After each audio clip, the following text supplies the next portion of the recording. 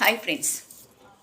உடம்புல வலிமை இருக்கும்போதே, உடம்புல சக்தி இருக்கும்போதே சம்பாதித்த பணத்தை சேமிக்க பழகிக்கொள்ளுங்கள். ஏன்னா எதிர்காலம் எப்படி அமையும் அப்படின்றது யாருக்குமே தெரியாது. அப்படி ஒரு இக்கட்டான ஒரு சூழ்நிலை வரும்பொழுது யாரும் பணத்தை கொடுத்து உதவ மாட்டார்கள், கை கொடுத்து தூக்கி விடவும் மாட்டார்கள்.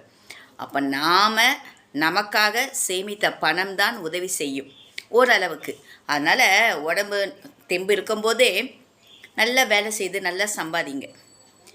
இளமையாக இருக்கும்போது ஓடி உழைச்சி சம்பாதித்தால்தான் முதுமை என்ற ஒரு காலம் வரும்பொழுது உட்கார்ந்து கால் மேலே கால் போட்டு சாப்பிட முடியும். இல்லை எனக்கு குழந்தைங்களாம் இருக்காங்க, என் மகள் இருக்கா, என் பையன் இருக்கா, என்னை காப்பாற்றுவான் அப்படின்னு நினச்சின்னா அதுங்க ஒரு கேள்விக்குறி தாங்க. எப்படி இருந்தாலும் காப்பாற்றினா சந்தோஷந்தான், ஒரு பிடி சோறு போட்டால் சந்தோஷந்தான். ஆனால் இன்றைக்கி நம்ம சமுதாயத்தில் நிறைய விஷயங்களை பார்க்குறோம்.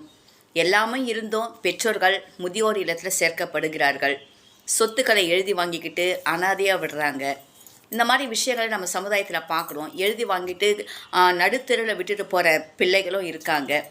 எது எப்படி இருந்தாலும் வலிமை இருக்கும்போது, உடம்புல தெம்பு இருக்கும்போது 4 காசை உங்களுக்காக சேர்த்து வச்சுக்கோங்க.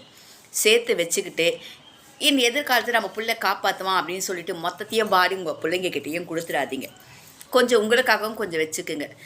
இக்கட்டான ஒரு சூழ்நிலை வரும்போது, உங்களால் முடியாத ஒரு சூழ்நிலை வரும்போது, அதாவது நம்மளால் இதுக்கு மேலே நம்ம வேலையை நம்மளால் செய்துக்க முடியாது, ஒருத்தர் நமக்கு உதவி செய்யணும், ஒரு தூக்க பிடிக்க உட்கார வைக்க ஒரு ஆள் வேணும் அப்படின்னு ஒரு சுச்சுவேஷன் வரும்பொழுது உங்களுக்கு யார் அந்த நேரத்தில் ஓடோடி வேலை செய்கிறாங்களோ அவங்களுக்கு கொடுங்க.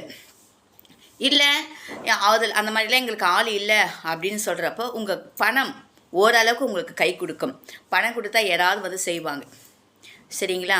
அதனால் சம்பாதிக்கிற பணத்தை ஒட்டுமொத்தமாக பிள்ளைங்களுக்கும் செலவு பண்ணிவிட்டு சொந்தக்காரங்களுக்கும் செலவு பண்ணிவிட்டு கையை பிசிங்கின்னு நிற்காதீங்க, கசைக்குன்னு நிற்காதீங்க.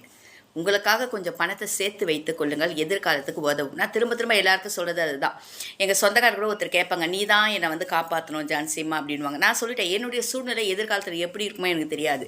கடைசி காலத்தில் உங்களுக்கு யார் செய்கிறாங்களோ அப்போ நீங்கள் அவங்களுக்கு கொடுங்க, அப்போ அவங்கள நம்புங்க.